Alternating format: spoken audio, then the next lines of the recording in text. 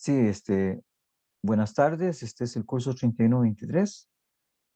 Corresponde el día de hoy a la segunda tutoría virtual, de tal manera que vamos a trabajar con los contenidos que, según los objetivos del curso, pues podamos ir avanzando con el fin de apoyarlos en lo que corresponde al trabajo tanto de las evaluaciones como los objetivos del curso. En este momento, pues, se incorpora nuevamente Josué. Bienvenido, Josué, en la tarde de hoy.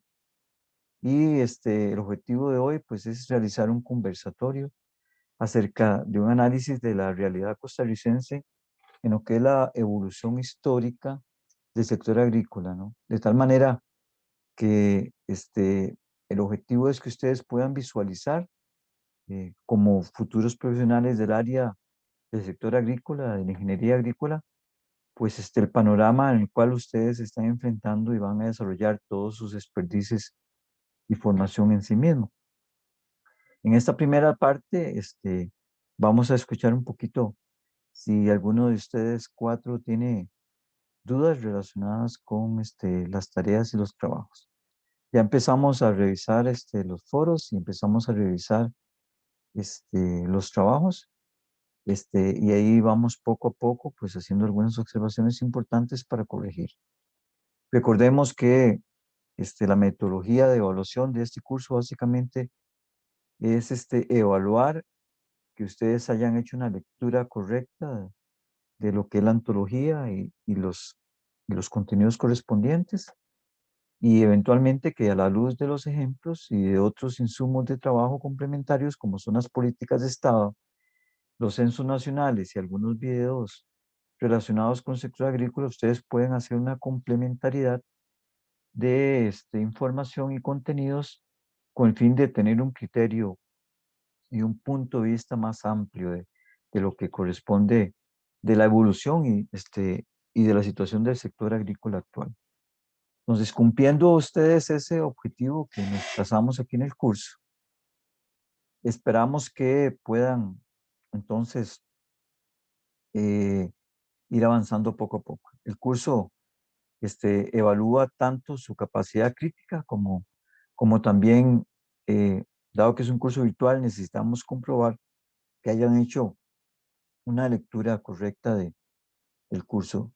Recordarles, muchachos y muchachas, en la tarde de hoy, que no permitimos, en caso del desarrollo de las tareas, eh, lo que son fuentes de Internet fuera de las que le estamos ofreciendo.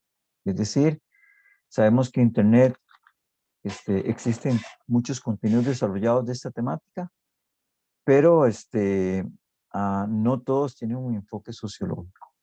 La antología sí tiene un enfoque sociológico de tal manera que ustedes conozcan, pues desde la sociología, desde la fundamentación de la sociología y la teoría de interpretación, cómo se desarrollan y cómo interpretar la problemática de los fenómenos sociales en el sector agrícola. Bien, bienvenida Dile, ¿verdad? A la clase, y Francini se está conectando. Magnífico. Entonces, vamos a darle primera parte de la clase. Quisiera escuchar comentarios de cómo sintieron el primer foro y la primera actividad número 1 de contenidos críticos. Básicamente, es importante pues aclarar algunas dudas acerca de lo que podemos esperar de esos trabajos, de tal manera que pues, lo vayan haciendo mejor. Sabemos que ustedes claramente no son sociólogos ni están recibiendo esa formación. Algunos llevaron fundamentos de sociología en su momento, que es una base importante, digamos, que les podría ayudar en este curso, pero los que no lo han hecho o lo que no lo hicieron, pues eventualmente de una vez van conociendo un poquito de la teoría científica de las ciencias sociales en relación a la interpretación de las relaciones humanas en sociedad propiamente. Entonces, algunas observaciones del foro para ustedes y para los que luego vean este video grabado. Importante, los foros tienen que argumentar con base en la teoría. Es decir, se les da a ustedes un texto que tienen que leer y unas preguntas que tienen que interpretar a la luz del texto y eventualmente de otros insumos que se le ofrecieron. En este caso, pues se les ofreció en el foro número 1 lo que fueron los censos 84 y el 2014, de lo que es el sector agrícola costarricense. Entonces, queríamos ver en la contestación de la pregunta del foro, pues una interpretación crítica que me pudiese comprobar a mí de que ustedes habían leído el texto de Mario Fernández, ¿verdad? Que se les pidió para esa lectura, eh, a la luz de lo que es esos censos y la situación costarricense en el agro. Encontré algunas situaciones en el foro que es importante ir corrigiendo, ¿verdad? La primera ya la manifesté. No es una opinión personal lo que se pide el foro, sino es una opinión fundamentada a la luz de la lectura que ustedes hicieron en relación a ese tema. De tal manera que lo puedan fundamentar su criterio con base en esa lectura y con datos estadísticos, ¿verdad?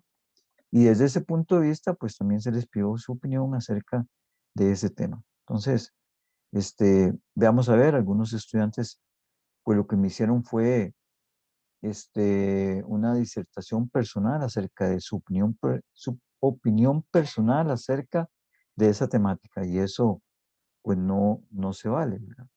¿Por qué? Porque hay ausencia de la lectura del curso. Este, Otro elemento que fallaron un poquito y que es importante que corrijan en próximos foros, para el foro que se entrega mañana, segundo foro,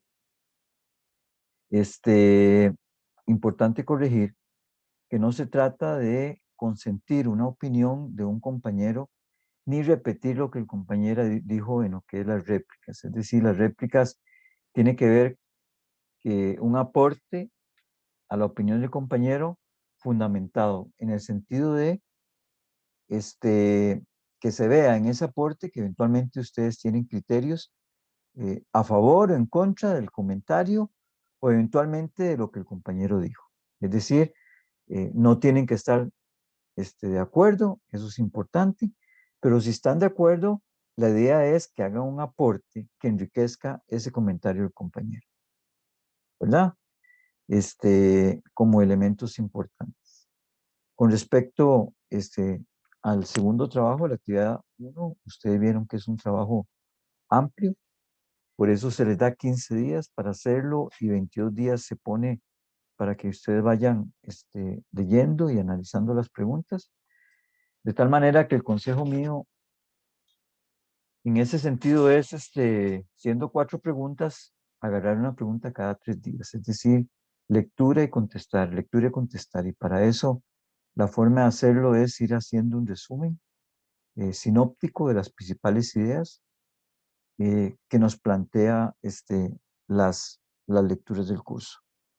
Como un compañero de ustedes aportó una primera sesión virtual hace 15, 22 días, el tema se repite, ¿verdad? Es decir, el tema se repite en diferentes momentos de las lecturas y es hecho a propósito, en el sentido de que lo que queremos es reforzar ese contenido un poquito para que quede más claro. Entonces, eh, tanto la tesis de Ana Velasco como las lecturas de Mario Fernández, todas esas son, eh, tienen contenido muy similares, pero puntos de vista diferentes, ¿verdad?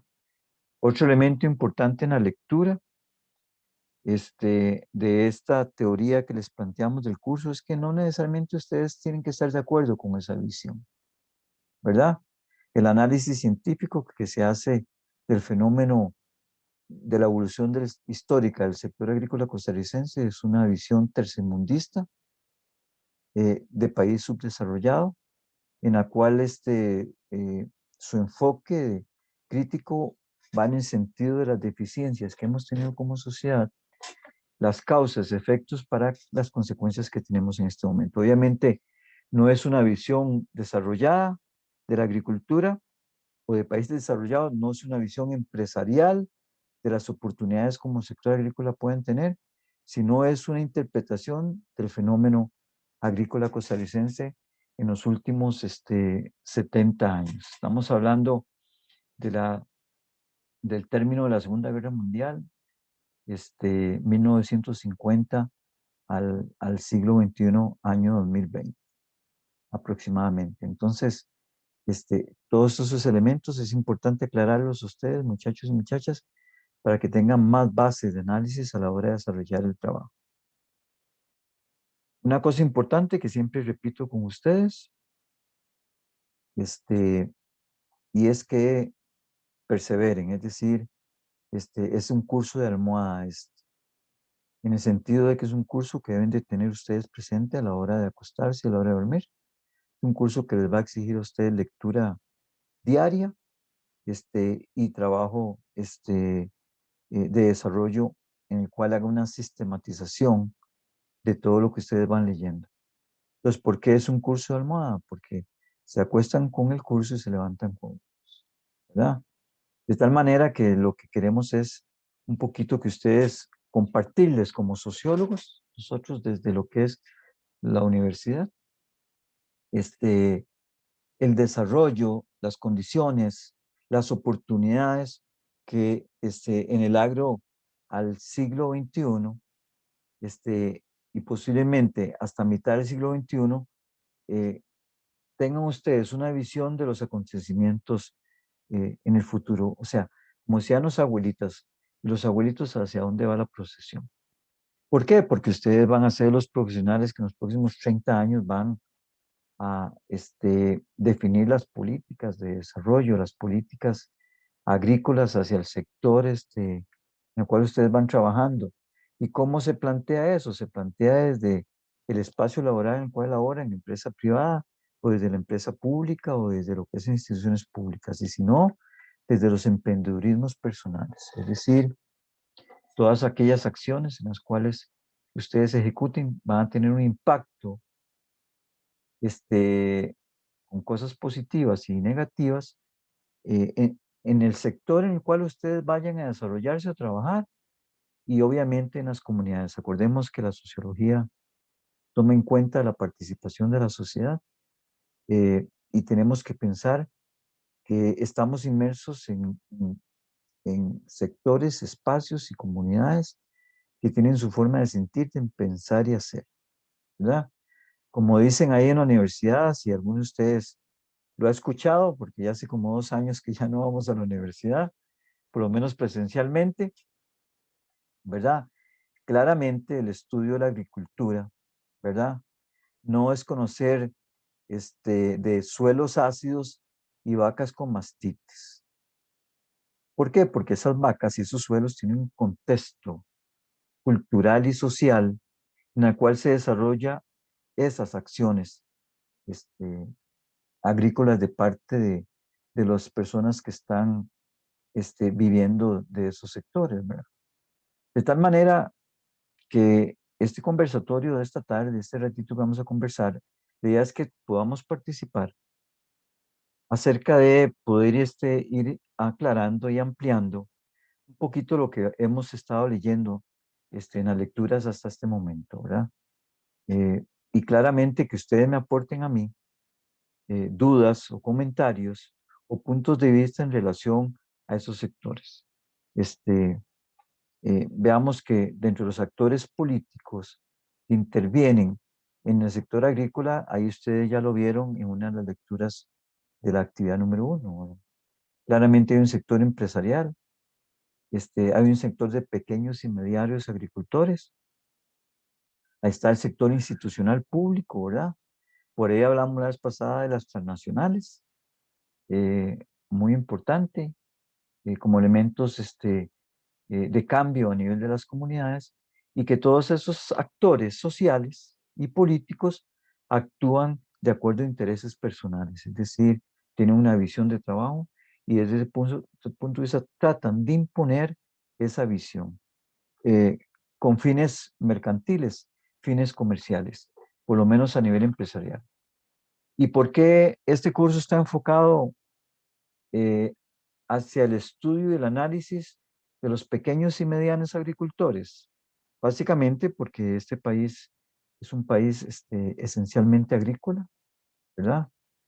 La vocación es agrícola y las estadísticas del censo establecen aproximadamente que cerca de el 81%, ¿verdad? O el 80% este, de, de personas que se dedican a la agricultura están en las zonas rurales, ¿verdad? Es decir, el espacio de trabajo de ustedes, muchachos y muchachas, es la zona rural, es el espacio rural. De tal manera que por eso es importante conocerlo. Y otro dato importante que nos dice el censo del 2014, esencialmente es que en este país, de todas las personas que se dedican este, al sector agrícola, aproximadamente cerca del 85% son pequeños y medianos agricultores. Es decir, que un 15% son empresarios, son transnacionales y eventualmente ONGs que se dedican pues al sector agrícola o inclusive emprendedurismo, de tal manera que eso es lo que ustedes se van a encontrar propiamente a la hora de desarrollar. Entonces, ¿qué hace el curso 31-23 de Fundamentos de Sociología y Antropología? Un poquito inducirlos, contextualizarlos, aclararles, bueno, contra quién van a jugar ustedes cuando sean profesionales en estos próximos 30 años, del 2020, del 2021 al 2050, que ustedes van a desempeñarse como profesionales en esa área. Y saber qué les espera, porque claramente la historia nos explica las condiciones actuales. Y yo espero que para la cuarta clase virtual, sesión sincrónica que podamos tener con ustedes, tengamos ese panorama más claro y que ustedes vean el aporte de la sociología a su profesión, ¿verdad? Y el aporte de la sociología a su profesión tiene que ver con información científica para la toma de decisiones. Es decir, el día de mañana ustedes van a estar desempeñándose junto con otros profesionales de otras áreas a nivel multidisciplinario e interdisciplinario y que reconozcan eh, el aporte que estas otras profesiones pueden ofrecerles a ustedes. De tal manera que en esta pequeña introducción de unos 10, 15 minutos, muchachos, un poquito tengamos el panorama. Para que estén tranquilos, aquí en este curso nadie se queda, es un curso de servicio. Y los que se quedan son dos tipos de estudiantes, los que se retiran, ¿verdad? Por circunstancias en las cuales cada uno sabrá sus razones, o aquellos que no cumplen los objetivos del curso que tiene que ver propiamente con la lectura, ¿verdad? Estamos diciendo los que se meten 3 días antes a hacer el trabajo de la actividad sincrónica, jamás les va a alcanzar para terminar el trabajo. O jamás van a alcanzar el objetivo de contestar la pregunta, pues son preguntas que llevan muchísimo análisis y profundidad. Necesitan mucha lectura para poder contestarlos. De tal manera que la constancia, la perseverancia, o como dicen en el deporte, la regularidad, en este curso es lo que le va a permitir a ustedes salir adelante. Yo como profesor les pido honestidad en el sentido de, a la hora de desarrollar los trabajos, pues plantearlos desde su punto de vista, desde su perspectiva, ¿verdad?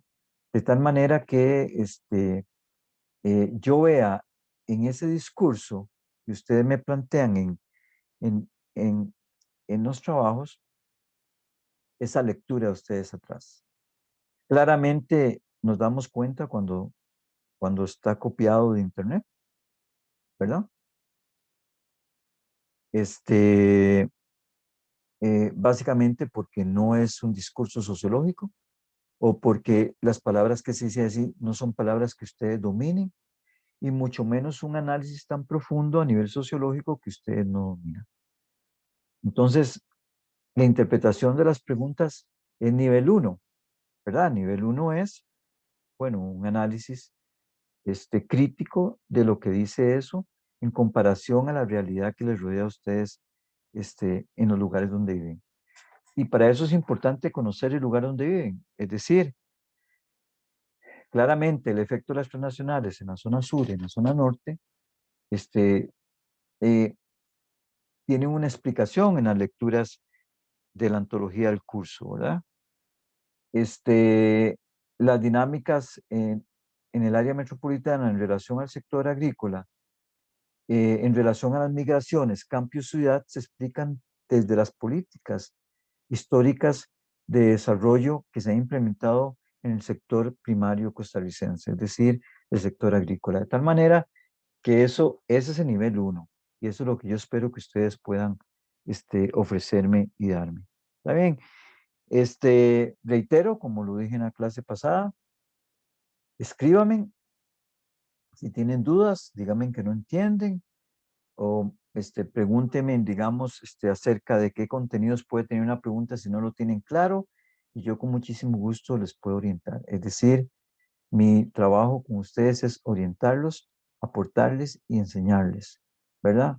La calificación viene más bien como un resultado de ese trabajo. Entonces, muchachos y muchachas, esperemos que en lo que resta del cuatrimestre, pues corrijamos algunas de las deficiencias que en esos primeros dos trabajos les he manifestado al principio. Bien, ¿alguno de ustedes tiene alguna pregunta de las tareas, alguna pregunta de, este, de la forma en la cual este, hacemos los trabajos? ¿Hay sugerencias? La idea es que ustedes se sientan cómodos con la plataforma, se sientan cómodos con la materia, le pongan ganas, así se sientan motivados y puedan sentarse a trabajar. Recordemos una cosa, que planteé la vez pasada, esta plataforma StudiaU no está integrada con las notas web que les llegan a ustedes a su correo o a su espacio virtual. Eso significa que muchas veces no vamos a ver reflejada la nota total en StudiaU de lo que sacaron. Entonces, lo dije la vez pasada, no nos confiemos en eso, esperemos que se suban las notas a su entorno personal, ¿verdad? Y si tienen alguna duda de la nota, solamente me escriben y ahí podemos nosotros resolver directamente al respecto. Bien, ¿tiene alguna pregunta? José me levantó la mano, José. Creo que en dos oportunidades. Si quiere, abre el micrófono y puede hacer el comentario si lo desea.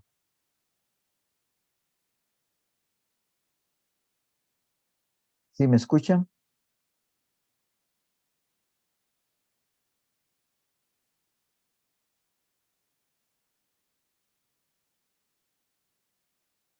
Este, ¿Alguno que quiera hacerme alguna pregunta o comentario? Podemos iniciar un poquito ya los contenidos, algunos contenidos de trabajo del curso.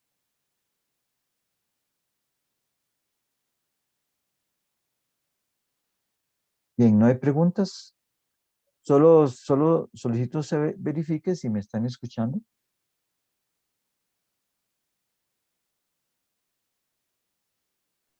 Sí, profe, lo escuchamos. Bien, Leandro, muchas gracias. Con mucho gusto. Claro, entonces, eh, si asumo que no tienen dudas de los trabajos, ya vieron que el que realizaron fue amplio y venía de manera muy específica, se les remitió a documentos que complementaban un poquito la antología del curso y los textos. Un poquito se ponen de tal manera o se hace de esa manera para que ustedes les den un poquito sentido a lo que leen. Es decir, cuando Mario Fernández nos habla de los procesos de desarrollo histórico del agro, bueno, ustedes nacieron en el 2000, la mayoría de ustedes, ¿verdad? En los años 2000. Eh, Claramente, sabemos que nunca iban a poder conocer o vivieron los procesos anteriores de eso. Entonces, eh, es un poquito la lectura de Mario Fernández que nos lleva a nosotros a esos escenarios que necesitamos conocer del desarrollo histórico de la agricultura costarricense. Bien, ¿cómo les pareció las lecturas? ¿Cómo las sienten? ¿Las ven complejas? Claramente son amplias, ¿verdad? Pero mucho del contenido se repite. ¿Alguno que quiera hacerme algún comentario de las lecturas?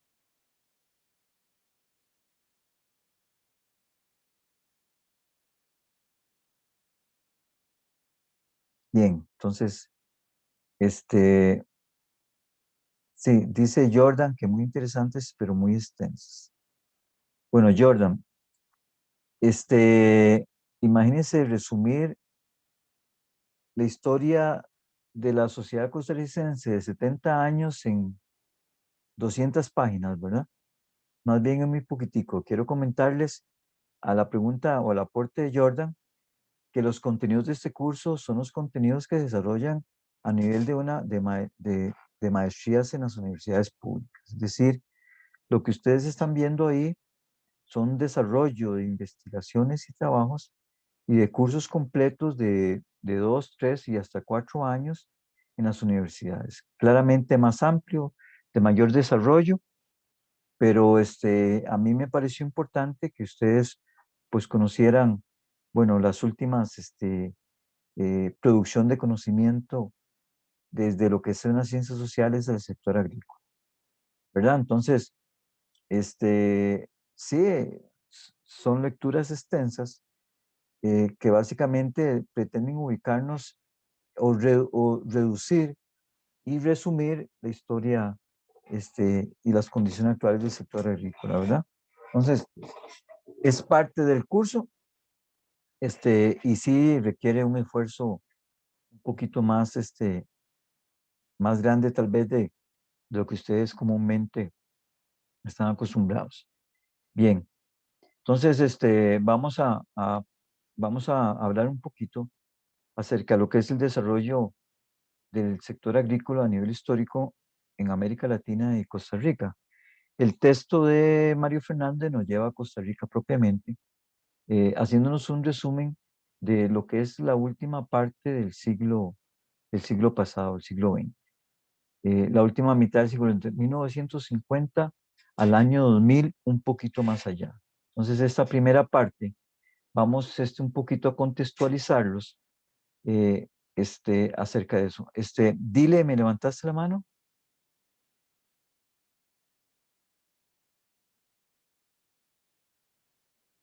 Dile, sí, la quitó. No, no ibas a participar.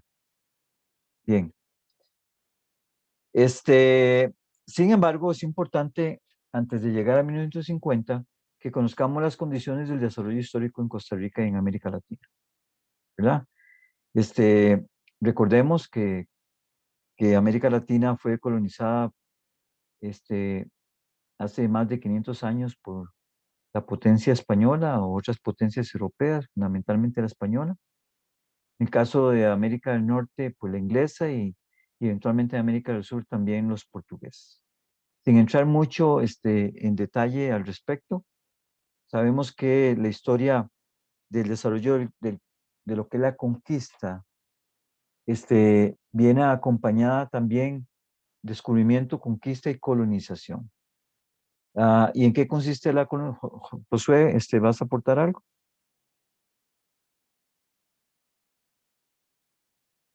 Josué levanta, ok, no. De tal manera que eh, tenemos que tener en cuenta, muchachos y muchachas, en estos procesos históricos, la influencia de lo que fue los procesos de descubrimiento, de conquista y colonización. Cuéntenme, ustedes, apórtenme, ¿cómo sucedió eso? ¿Qué piensan al respecto? Vamos un poquito a repasar materia de colegio, de cuarto, de sociales y de quinto. ¿Cómo sucedió los procesos de colonización en América Latina?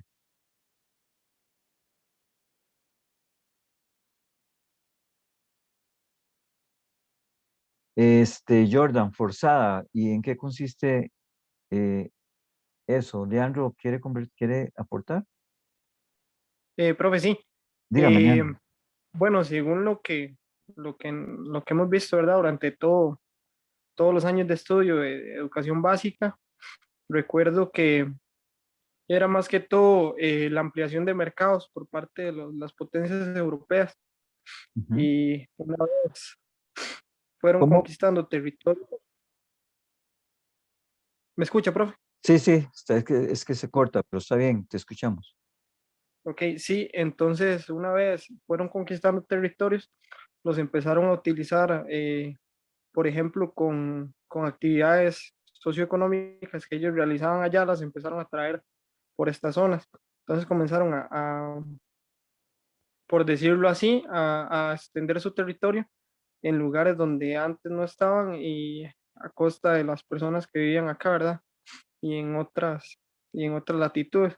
Pero en sí fue ese proceso de ir transformando una cultura, una sociedad en algo más parecido a lo que ellos tenían allá. Bueno, claro, el descubrimiento trae aparejado por sí mismo una conquista, ¿verdad? Y esa conquista impone un proceso de colonización.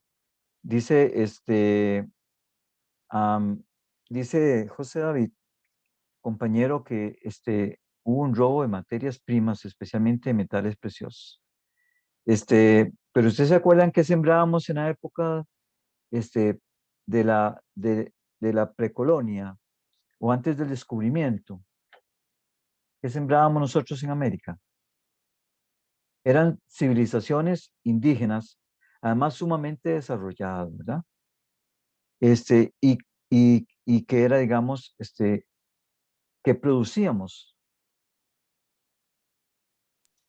Profesor, tengo entendido que lo principal era el maíz, porque es una de claro, de los productos principales y también la yuca, muchos claro, tubérculos.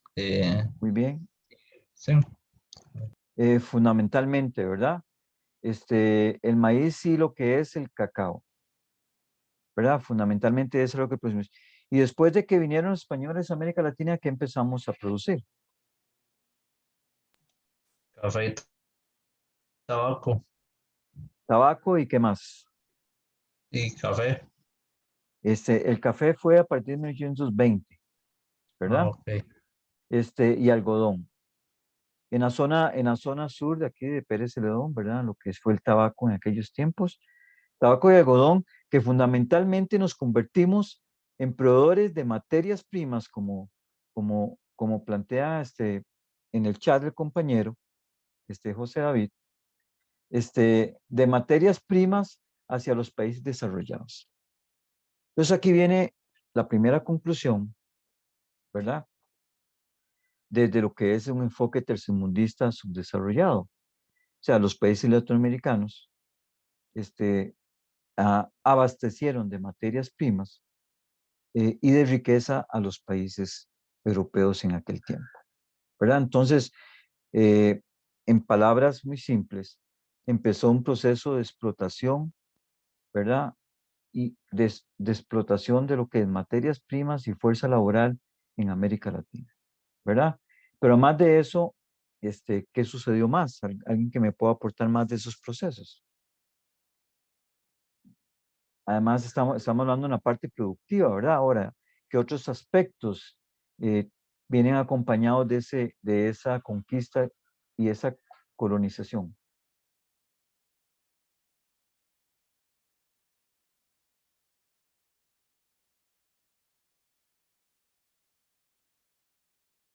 ¿Alguno que me pueda aportar?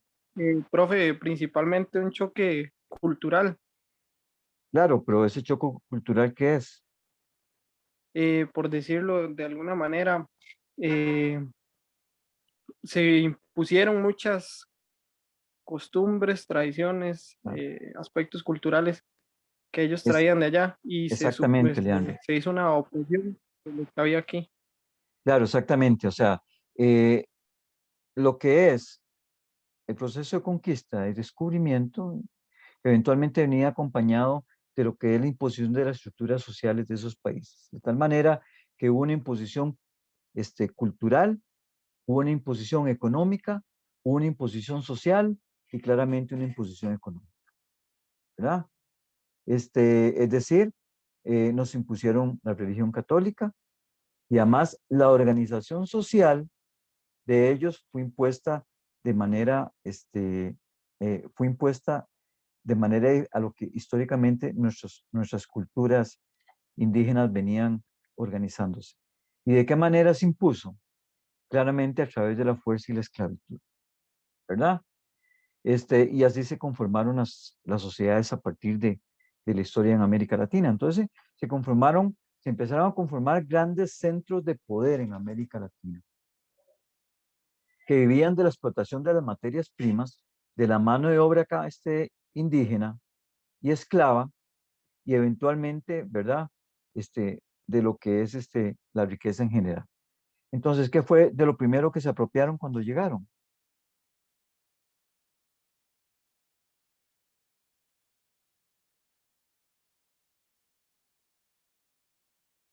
De las tierras, exactamente, Jordan. Efectivamente, de las tierras. ¿Por qué? Porque la tierra es la fuente de la riqueza, es la fuente de la producción, ¿verdad? De tal manera que expropiaron y expulsaron a las personas que vivían aquí antes, a los indígenas, y empezaron ellos a crear su propia organización social, ¿verdad? ¿Y qué pasó en ese proceso? Además de la imposición local de todas sus condiciones. Bueno, básicamente, se empezaron a formar grandes centros de desarrollo. ¿Cuáles fueron? En la época del colonialismo, estamos hablando antes de la independencia.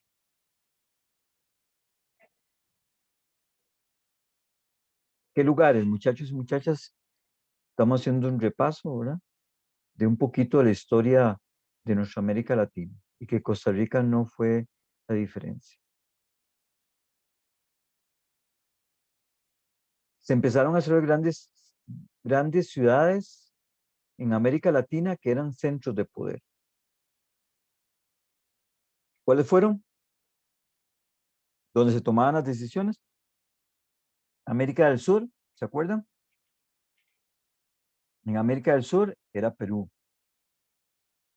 ¿verdad? Eventualmente en América Central y en México, ¿verdad? Eran también. ¿En América Central a dónde? Muchachos y muchachas.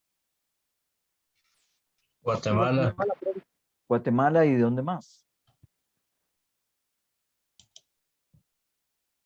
Y Nicaragua, ¿verdad? Como los grandes centros de poder.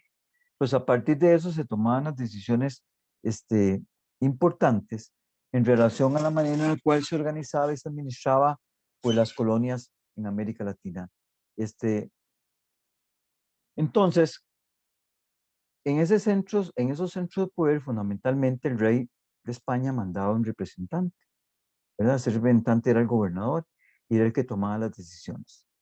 Entonces, el país o los en América Latina fueron gobernados básicamente por gobernadores españoles o emisarios españoles que el rey depositaba la administración de esos lugares y que su objetivo era básicamente lo que era la producción de bienes y servicios para abastecer a los países europeos. Y además de eso, la imposición de aspectos culturales, aspectos sociales y aspectos económicos a nivel de las colonias de América Latina. Pues básicamente ese es el desarrollo, ¿verdad? Entonces, la conclusión aquí que hacemos los sociólogos es una simple. No podemos analizar el desarrollo de América Latina, ¿verdad? Si no lo hacemos desde una perspectiva de dominación, ¿verdad? ¿Qué significa eso? Fundamentalmente, ¿verdad? La imposición de una cultura e ideas y puntos de vista y visiones que venían desde fuera, en el cual se establecían como modelos de desarrollo y organización local. ¿Estamos de acuerdo? Pregunta, ¿en qué se parece este cuento que les estoy diciendo a la lectura de Mario Fernández? Ya que ustedes desarrollaron la actividad número 1. ¿Qué cosas tienen en común? Que siempre las potencias hegemónicas son las que ponen, como que dicen, las reglas, y en Las este reglas caso actualmente. y las Ujú. condiciones. ¿Y por qué es así, José David? Haciendo un análisis crítico de esas condiciones. porque igual que en el juego de los amos de la guerra, y tiene mucho que ver también la industria bélica. En este caso, hablando, bueno, el tema de industria bélica también tendría mucho que ver el tema de los bloqueos económicos, la marginación, el que está arriba es el que manda según la jerarquía. Claro, y lo que sucede es que crean dependencias, ¿verdad? Económicas, financieras, sociales y culturales que nos hacen que estemos atados a lo que son nuestras políticas externas. Claramente, y acertadamente lo plantea Jordan, ¿verdad? Este, la conformación de bloques comerciales. Cómo se daban esos tiempos? Que no se llamaban bloques comerciales. Claramente habían conflictos importantes entre potencias. Ustedes por ahí han leído o pueden leer las guerras entre Francia e Inglaterra por pelearse las islas del Caribe y la zona sur de los Estados Unidos, Luisiana y esos lados, ¿verdad? O la independencia de Estados Unidos contra Inglaterra, eventualmente, o la guerra de Francia con España. Bueno, en ese tiempo no eran bloques comerciales propiamente dicho, sino que más bien tenían una imposición bélica, como dice José David, hacia lo que es la usurpación para obtención de mayor plusvalía, de mayor poder, ¿verdad? ¿Qué tiene que ver eso con la agricultura nuestra? Pues muy importante, porque ahora vamos a más adelante ver la conexión entre esos elementos. Entonces, les decía que la historia del desarrollo de las sociedades norteamericanas tenemos que entenderlas dentro de un contexto de dominación y de la imposición de intereses de grandes potencias al desarrollo local. Es decir, siempre las políticas y el desarrollo local han estado supeditadas a lo que es básicamente los intereses de grandes potencias, ¿verdad? Pero aquí vamos a parar un momentico. ¿Es Estados Unidos en este momento o los países europeos el enemigo de que exista la pobreza en América Latina? ¿Qué piensan ustedes? ¿Por qué dice que no, Jordan?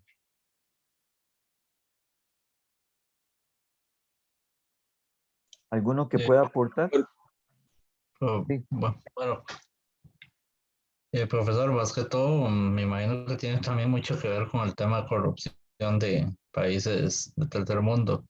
En sí también, ¿cómo le explico? Sí, el tema de la corrupción, el tema de cómo frenan la legislación alimentaria y cómo han frenado también lo que es el tema de las leyes alimentarias, en general todo eso. Entonces también tiene mucho que ver. Vamos a ver, ¿alguien quiere aportarle más a David? ¿A José David? Porque, profesor, porque también son nuestras propias políticas las que nos han llevado al punto en el que estamos, por no proteger la... Bien, aquí hay un concepto sociológico que ustedes deben de manejar de manera importante. El Estado no es un ente cohesionado o integrado. El Estado sociológicamente es la representación de grupos en disputa que les interesa el poder de manejar una sociedad para imponer sus intereses como grupo.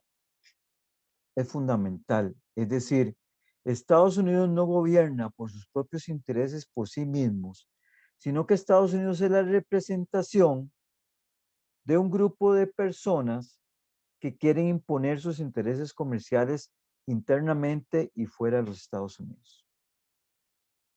Eso sucede a nivel de todas las sociedades.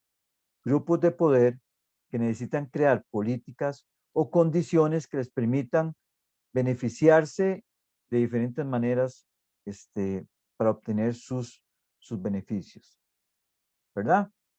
Entonces, ¿qué significa eso? Significa que el Estado no es una representación este, ah, democrática de los intereses de todos los ciudadanos. En el Estado llega un grupo de poder que pretende a través de sus intereses imponer diferentes políticas para beneficio propio. ¿Qué estamos diciendo? Estamos diciendo que quiénes son, de dónde proceden las grandes empresas mundiales, de qué países, de los países desarrollados, principalmente de los Estados Unidos, ¿cierto? ¿Qué significa eso? Que a nivel de las naciones y de los gobiernos tienen intereses con sus gobernantes que les permitan implementar sus estrategias comerciales y productivas para beneficio propio. ¿Me entienden lo que estoy tratando de decirles? Alguien que me dé un ejemplo. En el sector agrícola, obviamente.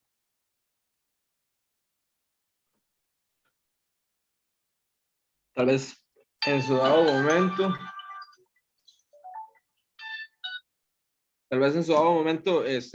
de lo que hizo Oscar Arias y demás con la Liga de la Caña y demás, eh, con ciertas políticas que le favorezcan a los grupos o a la parte que él pertenece.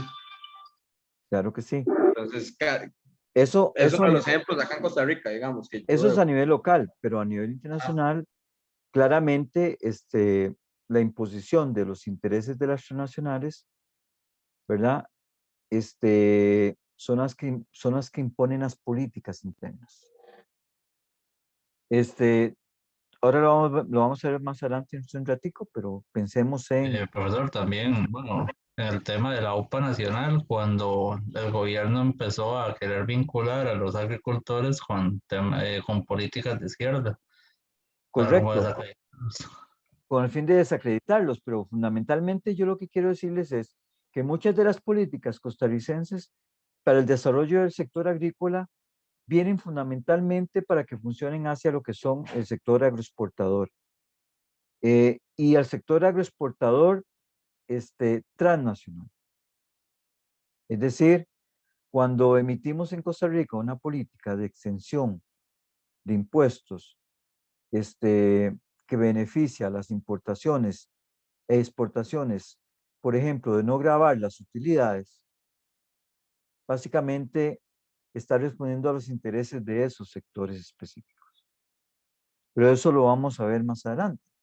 Entonces, claramente, yéndonos al año 1800, 1700, empiezan las revoluciones a nivel mundial, ¿verdad? Y las revoluciones en América Latina, ¿por qué motivos se dan? Por ahí leyeron ustedes las revoluciones en América del Sur, las revoluciones mexicanas, la guerra civil norteamericana, la lucha contra Inglaterra. ¿Se acuerdan un poquito de eso? ¿Qué relación tiene eso con el tema que estamos hablando? Un poquito lo vamos a ver más adelante. ¿A qué se debe? ¿Alguno que quiera aportarme? Que los Estados Unidos, bueno, los que eran criollos estadounidenses no podían intervenir en temas políticos de la corona británica. Exactamente. Entonces, Esa es o sea, esa respuesta, o sea, y fundamentalmente tiene que ver que las políticas emitidas desde los países de desarrollo hacia las colonias no tenían un asidero ni tenían un respaldo local y contradecían un poquito los intereses de los diferentes grupos que localmente, digamos, estaban aquí viviendo o desarrollándose. De tal manera que entonces, a lo que dice José David, las revoluciones en América Latina de independencia en los años de 1800 y antes, nacen fundamentalmente de la iniciativa de grupos locales que están en contra de lo que es las políticas emanadas de los centros de desarrollo principal de esos países, principalmente de España. Y en el caso de Estados Unidos, ¿verdad? De Inglaterra. En el caso de Brasil, de Portugal, ¿no? ¿Y por qué se dan fundamentalmente los procesos revolucionarios de independencia? Se dan precisamente porque las personas que estaban en contra, que eran y que vivían acá, les interesaba un desarrollo más así internamente y que las ganancias y el desarrollo se quedara aquí, en estos lugares. ¿Estamos de acuerdo? Y de ahí surge, por ejemplo, entonces los movimientos de esa época de revolución. Ejemplos de ellos en América del Sur, ¿quiénes? ¿Se Simón acuerdan? Bolívar, Simón Bolívar, muy bien, em, fundamentalmente. Pero más que todo, ¿quién era Simón Bolívar? ¿Mm? Vamos a la segunda parte, que ya José hoy planteó algo al respecto. Simón Bolívar representa fundamentalmente los intereses de un grupo de personas de ascendencia española nacidos en América y que claramente no tenían vínculo ni afectivo ni un vínculo político con los países de origen de ellos. Eso se llama, lo llamó claramente, se llaman claramente, y David nos lo recordó, los criollos. Entonces, ¿qué pasó en la independencia? Fundamentalmente fue promovida por los criollos latinoamericanos. ¿Quiénes son los criollos? Aquellas personas, hombres y mujeres, de ascendencia española en el caso de nosotros, ¿verdad? Pero nacidos aquí en América. Y que se rebelaban contra la autoridad española porque claramente no compartían las políticas que ellos emitían. ¿Cuáles eran esas políticas? Acaparación de la tierra, obviamente, claramente del dinero, de la organización social propiamente, de la capacidad para tomar decisiones. Bien, ¿tenemos alguna duda en este primer proceso de desarrollo de la historia latinoamericana? Estamos hablando de 500, de 300 años, de 1500 que vinieron por acá hasta el 1800. Entonces, los procesos revolucionarios en América Latina se impulsaron por los criollos, ¿verdad? Que fundamentalmente buscaban una independencia de los países desarrollados. Ahora, a nivel ideológico, muchachos y muchachas, las ideas de impulso de las revoluciones en América Latina fueron fundamentadas en qué ideas.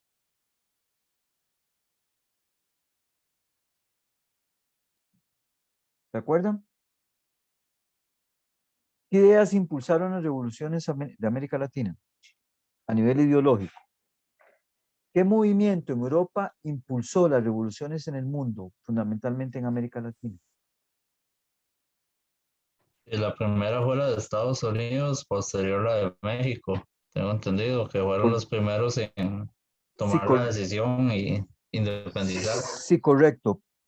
Pero atrás de eso había una justificación de ideas en las cuales el objetivo era liberarse de lo que era la monopolización de los países desarrollados hacia nosotros.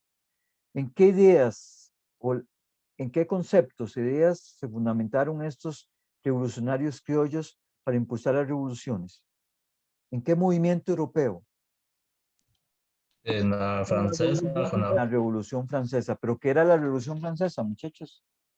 mm, más que todo impulsada por Napoleón Bonaparte, que fue el Correcto. que invadió Pero, España. pero ¿qué era el fondo? Eh, ¿Cuál era el fondo del cambio en la Revolución Francesa? ¿A quién querían volarse, como decimos en la calle? A los reyes, A los porque más reyes. que, bueno, no me acuerdo que a varios hasta les cortaron la cabeza y las pusieron en picas y fue una Claro, forma claro. de, ¿Cómo se llamaba ese régimen? de ¿Cómo se llama ese régimen, el chicos? régimen Todavía del está. terror. eh, no, el régimen de organización social o el modo de producción social, como llamamos en sociología. ¿Cómo se llamaba ese que el rey era el impuesto por Dios y era el dueño de las tierras? Y la iglesia además era la que administraba los bienes y además la iglesia daba la La educación en monarquía, Europa. la monarquía. Exactamente, el feudalismo. José David. Exactamente. El feudalismo así se llamaba y se manifestaba en la monarquía. Entonces, los movimientos revolucionarios de Europa influyeron en América Latina con estos criollos. Y fundamentalmente pasaban de un régimen feudal a un régimen ¿cuál? Dictatorial, No, a un régimen capitalista. capitalista, ¿Y correcto. por qué? ¿Por qué pasamos de un régimen feudal a un régimen capitalista? ¿Cuál es la razón por la cual hicimos o se logró ese cambio? Porque atrás de esas ideas de Napoleón y de otros pensadores, Voltaire y un montón de más que andan por ahí, que no lo vamos a ver en este curso, que en algún momento lo leyeron ustedes, estaban las ideas liberales. ¿Se acuerdan? El liberalismo europeo, que fundamentalmente tiene como base ideológica la libre competencia, la oferta y la demanda como los promotores del desarrollo social. Ven, eso fue lo que impulsó ideológicamente las guerras en América Latina. Es decir, querían libertad de tránsito, libertad de movimiento, libertad de comercio. Y en América, en Europa fue impulsado por los pensadores y las revoluciones europeas, idealizadas o plasmadas o visualizadas en la Revolución Francesa, y empezaron a caer todos los gobiernos feudales de Europa. Y eso llegó a Europa, llegó a América. ¿Ven? Entonces, como ven, una situación tan convulsa europea indirectamente nos benefició a nosotros en América. De tal manera que España perdió poder, ¿verdad? Que Inglaterra perdió poder, que Francia cambió de régimen, de un monárquico feudal, y se impuso un modo de producción capitalista, que fundamentalmente el modo de producción capitalista busca lo que es la maximización de la ganancia. Es decir, ganar, ganar y ganar, a través de la libre competencia. Lo que no dice este régimen capitalista, muchachos, si es lo que nos vamos a ir a América Latina, es si todos los del sistema capitalista, en una sociedad en la cual hacen intercambio de bienes y servicios, tienen las mismas condiciones y las mismas posibilidades. Que es un poquito el foro de esta semana, que ya lo vieron, que estamos analizando pobreza en la zona rural. ¿Cierto? Tienen las mismas condiciones, las mismas posibilidades, las mismas políticas de gobierno, las mismas oportunidades de capacitación, tienen acceso a tecnología. Eso es un poquito lo que quiero ver en el foro esta semana. De tal manera, muchachos y muchachas, que llegamos entonces en este cuentito así corto, que llegamos a los procesos independentistas de América. Muchachos y muchachas, ¿qué cambió? 1821 nos llegó a Costa Rica la independencia. ¿Qué cambió? ¿Cambió algo? ¿Qué piensan ustedes?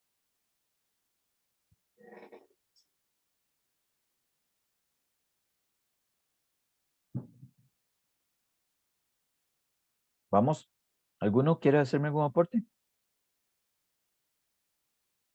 La pregunta es, ¿qué cambió hacia 1820 con la independencia de los países en América Latina?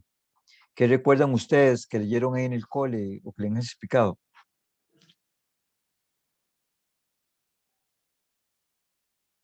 Hablemos de la pirámide social. ¿Quiénes estaban arriba en la pirámide social en la época de la colonia? O sea, ¿quiénes eran los que mandaban?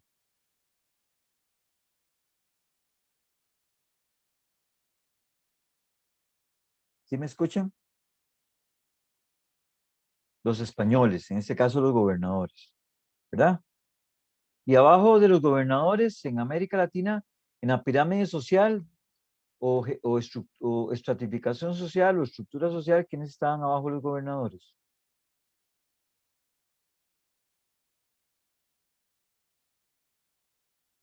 Muchachos, muchachas, estaban los criollos, que son los españoles nacidos en América. Y luego de los españoles nacidos en América, que se llaman criollos, vienen los mestizos, aquellos que se involucraban, aquellos que tenían menos poder social en la estructura social, pero que tenían alguna ascendencia española. ¿Quiénes son los mestizos? Nosotros. Por ejemplo, yo, que soy de Color Café y que soy producto de una mestización de algún español con un indígena. Y siempre lo digo en todas las clases, que los mestizos somos productos de una violación, porque en aquellos tiempos de la colonia los indígenas eran esclavos y claramente no consentían una relación oficial con una persona de menor categoría social, ¿verdad? De tal manera que los mestizos éramos lo que llaman en aquellos tiempos los hijos bastardos de la sociedad, ¿verdad? Aquellos que los españoles no reconocían como hijos de ellos, sino eran casados con españoles. Y abajo de los mestizos estaban las clases sociales más bajas en la época de la colonia, que eran los indígenas, que eran los negros, ¿verdad? Que eran los esclavos propiamente. Ven, esa era la estructura social de la época de la colonia. ¿Y qué estructura social?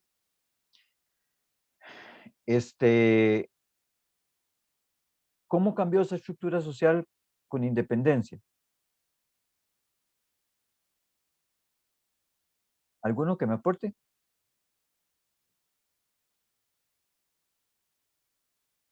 ¿Se acuerdan?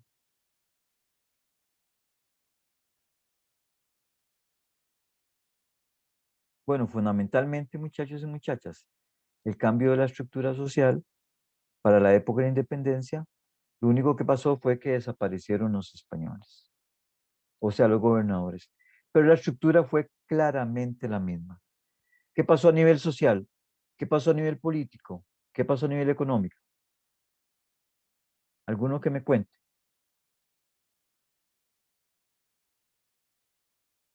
¿Alguno que me quiera aportar qué pasó después de la independencia con los grupos eh, de este país, de lo que es la pirámide social de este país?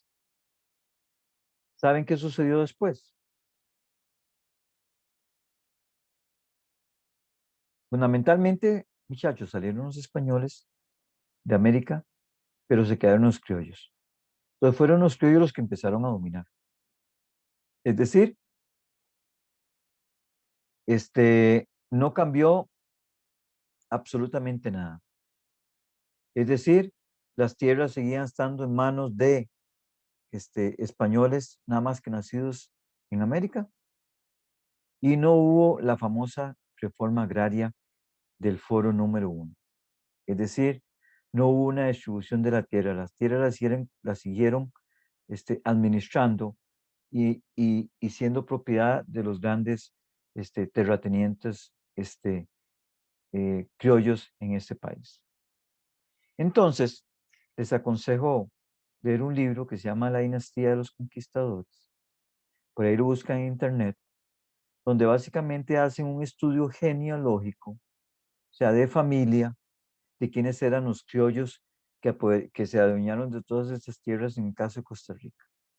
Entonces ahí encontramos que el 90% de los presidentes de este país son hijos de criollos y que históricamente han tenido una fortuna inmensa y de acaparación de tierras en diferentes partes del país.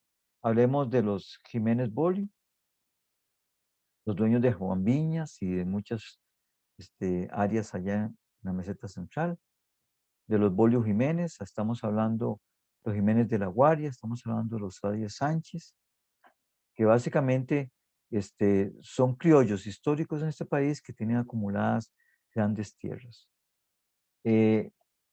Cuando vamos a Guanacaste y resulta que vemos fincas inmensísimas con una sola cerca, pues básicamente son tierras acumuladas históricas de esas familias a través de la historia.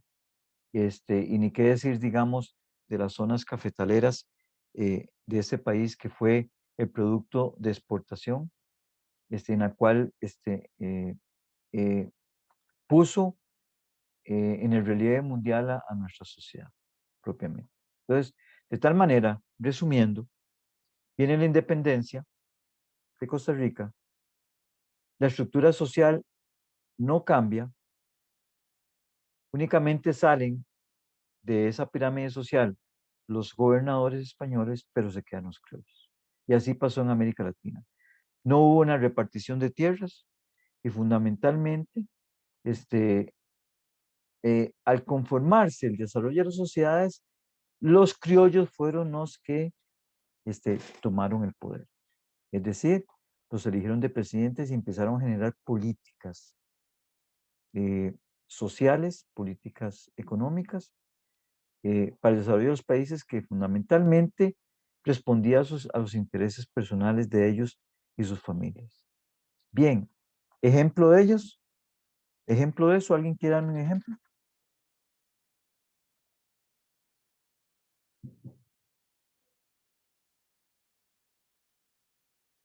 Al principio comentaron ustedes qué sembramos después de la independencia, después de que nos independizamos de España, ¿qué empezamos a sembrar?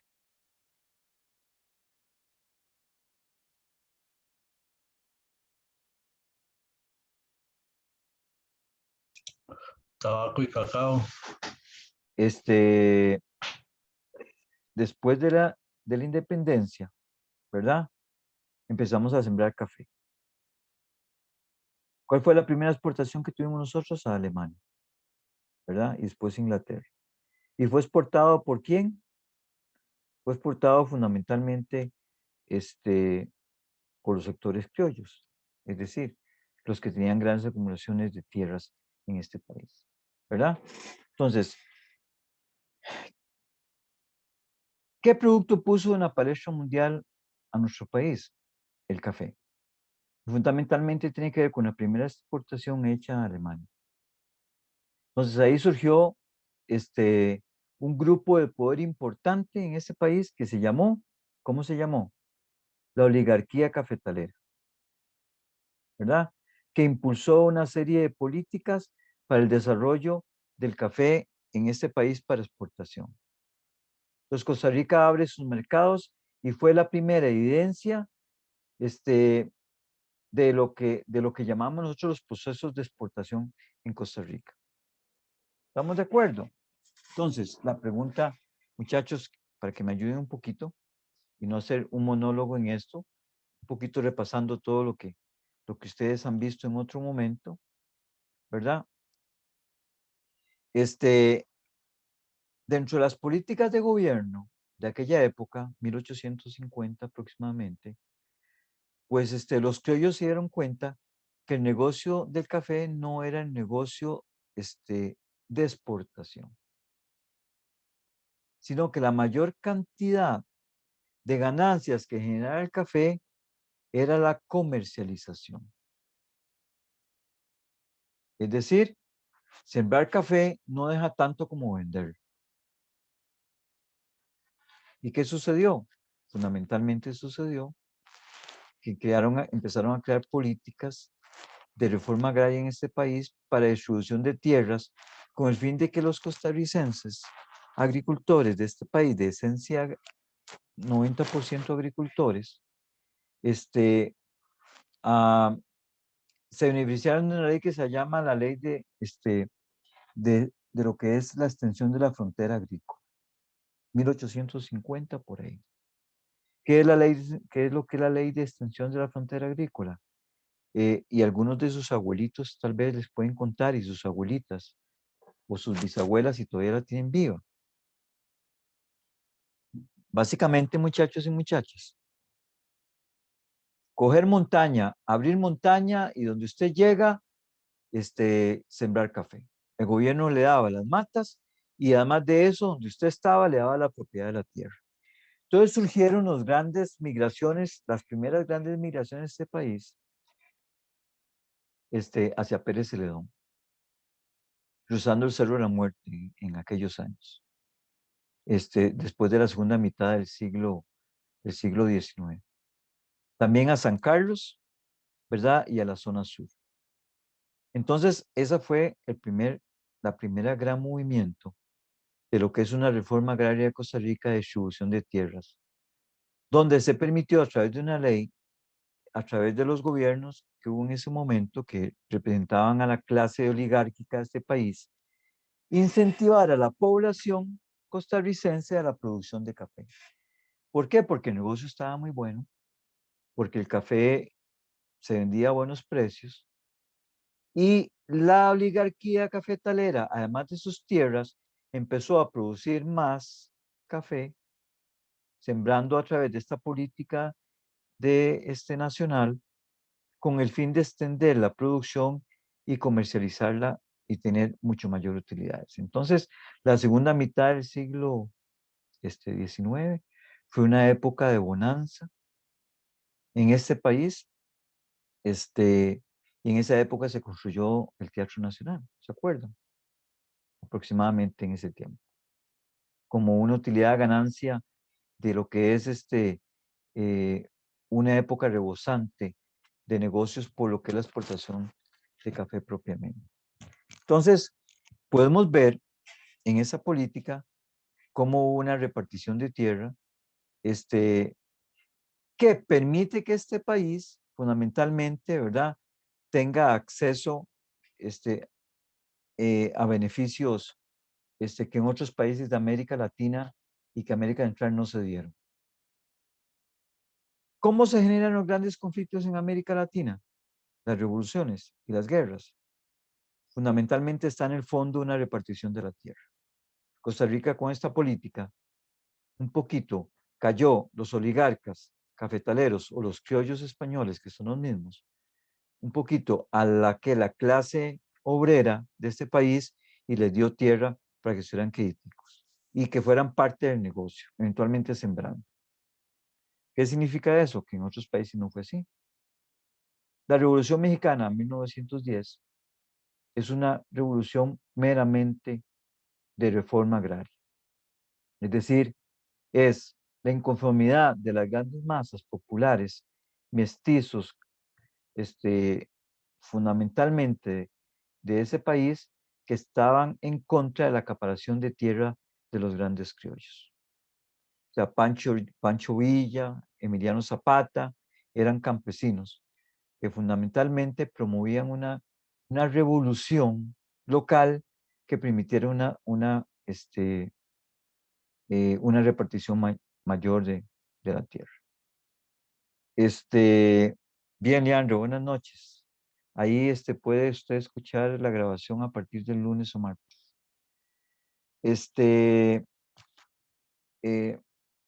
Entonces, encontramos que en la segunda mitad del siglo XIX, una gran bonanza de exportación de café con una repartición de tierra de la famosa reforma agraria con la ley de lo que es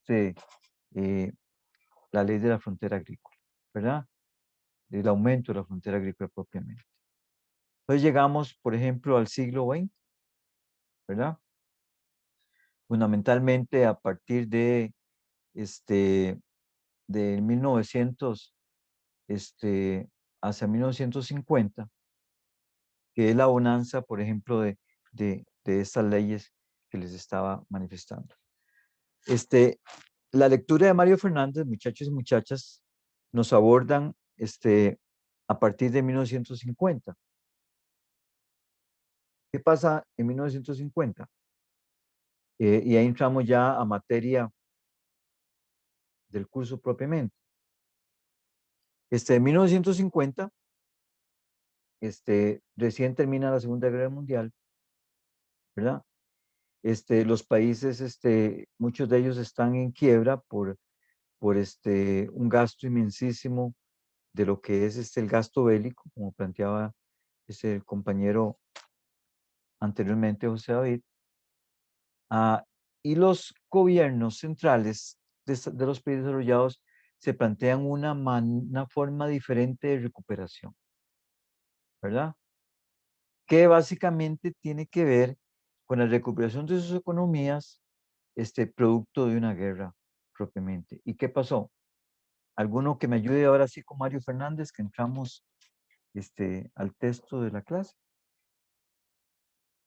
¿Quién me puede ayudar? ¿Qué pasó después de 1950? Según nos plantea Mario Fernández, el profesor una vez que leyeron ustedes la lectura de la actividad evaluativa número 1.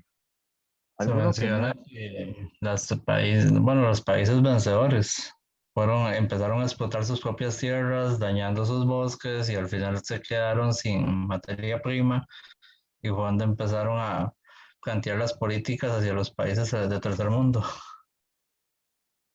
Bien, pero eso fue después, José, ¿verdad? Los países desarrollados en 1950 dijeron, bueno, ¿ahora qué hacemos? Estamos devastados, ¿verdad? Entonces empezaron a generar políticas locales de producción, ¿verdad? Que con el tiempo sustituyeron las importaciones que venían de países como los nuestros, ¿verdad? Pero ¿de qué manera lo hicieron? ¿Se acuerdan? ¿De qué manera lo hicieron? Recordemos, elementos importantes de 1950, ¿verdad? Fundamentalmente a partir de la Revolución Verde. ¿La leyeron, sí? ¿Qué es la Revolución Verde? Fundamentalmente es una estrategia de los países desarrollados, con aplicación de paquetes agrícolas de producción local, que implicaba la aplicación tecnológica de lo que es descubrimientos como son los fertilizantes o insumos agrícolas, ¿verdad? En primer lugar, que aumentaban la producción, el control de plagas, ¿verdad? Lo que son semillas,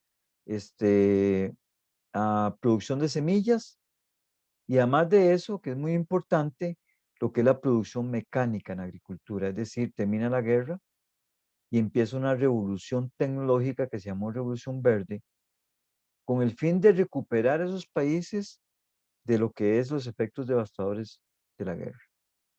Eso fue lo que pasó a partir de 1950, ¿verdad? ¿Y qué significó eso? Fundamentalmente, una forma diferente de relacionamiento entre países. ¿Cuál fue el principal efecto de la Revolución Verde para los países desarrollados? El acceso o el excedente de producción de granos básicos. Entonces ahí empezaron las diferencias con respecto a los países subdesarrollados. Es decir, cuando uno tiene una producción y le sobra, ¿qué tiene que hacer? Colocarla. ¿Qué hicieron los países desarrollados? Empezaron a colocar sus excedentes de producción en los países subdesarrollados. Y ahí viene entonces lo que nos planteamos al principio de la clase. ¿Qué sucedió con los excedentes en este caso? Bueno, fueron impuestos a través de políticas de diferente tipo, de 1950 al año 2000, a través de diferentes estrategias, ¿verdad?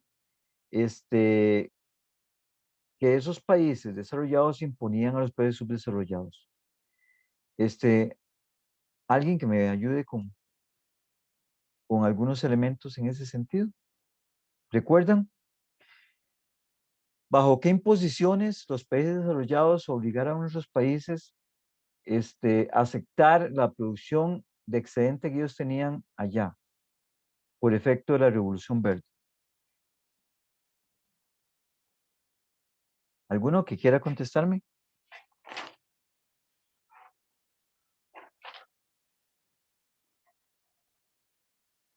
¿Recuerdan? ¿No? Aquí estamos hablando de los bloques económicos, ¿verdad? Y lo que son los conflictos entre ellos, ¿verdad? Los tratados de libre comercio vinieron hasta lo que es el siglo XXI, José David. Pero anteriormente, ¿cuál era la manera de hacerlo? Con imposición de políticas financieras, fundamentalmente. Es decir, a través de préstamos. Entonces, ¿cuáles son los bancos de los países desarrollados? ¿Cómo se llaman? ¿Saben cómo se llaman? Banco Mundial y el FMI. Exactamente. Entonces, a través del FMI, el Banco Mundial, que son, digamos, los bancos de los países ricos, cuando los países nuestros pedían préstamos, ellos ponían condiciones para acceder a esos préstamos. Y esas condiciones, dentro de esas condiciones, imponían ciertas políticas nacionales que el país tenía que seguir para poder acceder a préstamos de los gobiernos de los países desarrollados.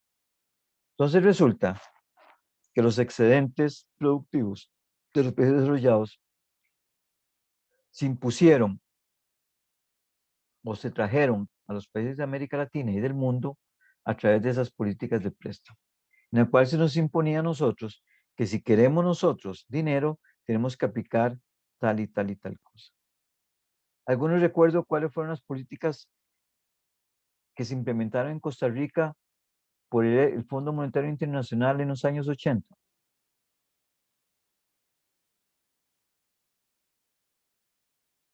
Un poquito lo tuve que haber leído de Mario Fernández en el trabajo que acabamos de pasar.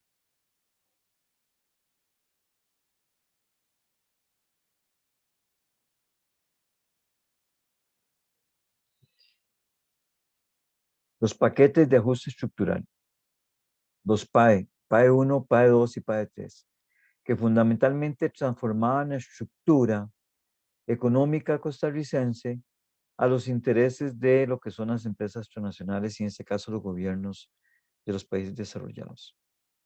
¿Qué políticas trajo de por sí el PAE, los PAEs a Costa Rica? Fundamentalmente, la transformación del Estado de Desarrollo Social de Derecho y del Estado empresario a un Estado meramente árbitro de la economía nacional. ¿Qué significó eso?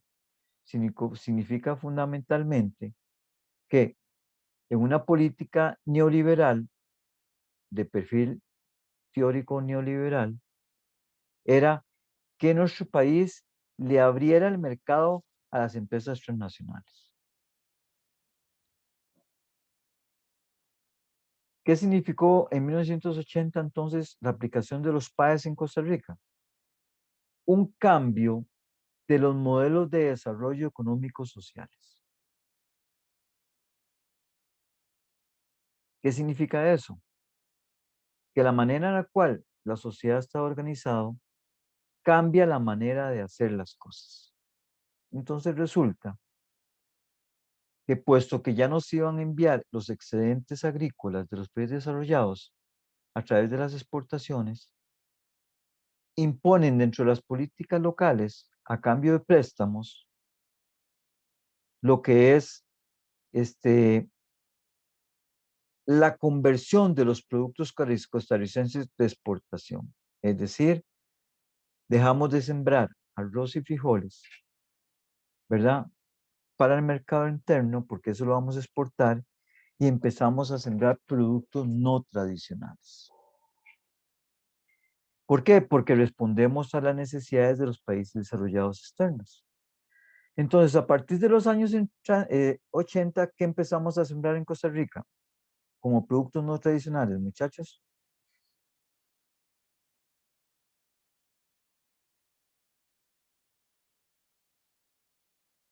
¿Se acuerdan?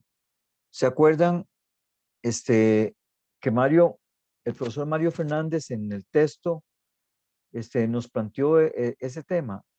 La caña de azúcar, José, estaba desde mucho antes, ¿verdad? Pero ¿qué productos no tradicionales de exportación empezamos a exportar a partir de los años 80? Que dio un cambio total a la economía y a la agricultura y al sector agrícola costarricense. ¿Se acuerdan? Exportación de melón, la exportación de piña, ¿verdad? Y le abrimos el mercado, ¿verdad? A lo que son las transnacionales agrícolas agroexportadoras. Con las consecuencias climáticas, ambientales, sociales, de salud, que ya todos conocemos y que más adelante en otra clase podemos conversar básicamente. Entonces, resulta que según el censo del 84 al de 2014, Costa Rica tenía una influencia del 21% del Producto Interno Bruto basado en el sector primario costarricense, que era el sector agrícola. Es decir, nuestra economía estaba fundamentalmente basada en la producción agrícola. ¿Y qué pasó en el 2014? Muchachos, muchachas, ¿alguien que me ayude con eso?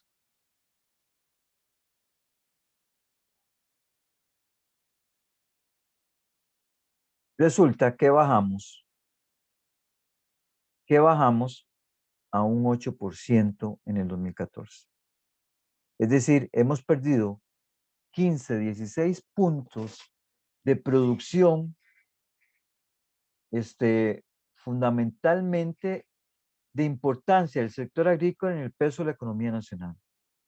Entonces, el sector agrícola deja de ser el primario. Básicamente por las políticas estas de exportación de productos no tradicionales, no producción de granos básicos, y las políticas de abastecimiento de los países centralizados y desarrollados. ¿Verdad? Entonces, desde ese punto de vista, es donde aparecen las consecuencias hacia los sectores agrícolas. Es decir, claramente, la siembra de productos tradicionales como los granos básicos dejan de ser importantes. Y dice el censo 2014, y eso es muy importante, que son los datos que nos fundamentan los trabajos y esta conversación, ¿verdad? Que aproximadamente del total de la tierra, del total de Costa Rica, la tierra cultivable solamente es el 23%. Imagínense. Del 100%, solo el 23% de la tierra en Costa Rica se puede cultivar. Y escúcheme, de ese 23%, ¿verdad? Solamente el 13% de ese 22% sirve para sembrar granos básicos. Y de ese 30% y de ese 13% de esa tierra, aproximadamente más de la mitad está sembrado en productos no tradicionales, como la palma africana, ¿verdad? Y como la piña. Es decir, resumiendo, que según las estadísticas, en este momento, la producción de granos básicos en este país es aproximadamente el 8% de la tierra nacional, es decir, demasiado poco. Si ustedes comparan ese dato, el 8%, y se dan cuenta que el 85% de nuestro país son pequeños y medianos agricultores, ustedes pueden explicar la pobreza del sector agrícola de medianos y pequeños agricultores. Porque las tierras están concentradas hacia otros sectores de producción de productos transnacionales o de ganado vacuno, ¿verdad? Entonces, básicamente la explicación de la pobreza en la agricultura no es porque los agricultores sean vagos, fundamentalmente tiene que ver con las oportunidades y la cantidad de tierra y la calidad de tierra que ellos tienen para producir. Lo vimos en el foro número 1, en el cuadro de repartición de la tierra. Sabemos que la mayor cantidad de tierra la tiene aproximadamente cerca de un 1% en este país.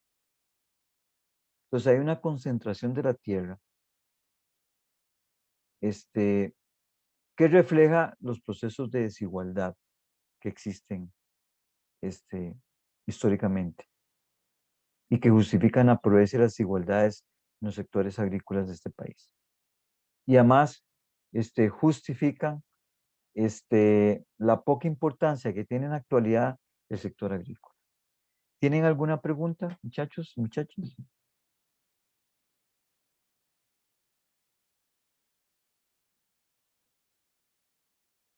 Bueno, entonces nos encontramos en un panorama complicado en los años 80, ¿verdad? Eh, viene la crisis con el Fondo Monetario Internacional, gobierno de Carazo, ¿verdad?